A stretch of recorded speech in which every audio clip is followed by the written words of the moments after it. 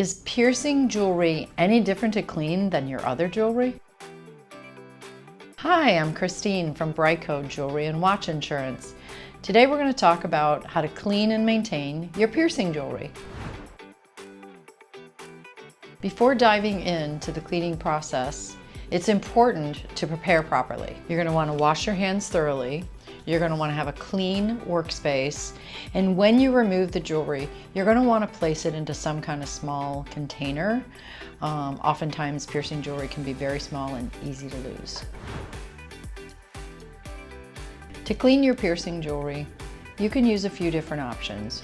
You can soak the jewelry in antibacterial soap and water mixed together for about a half an hour. You can use warm water, or you can make a saline solution from salt and water, soak it in that for about the same, half an hour. Or you can actually drop the jewelry, depending on what it's made of, in a hydrogen peroxide for, again, about 30 minutes.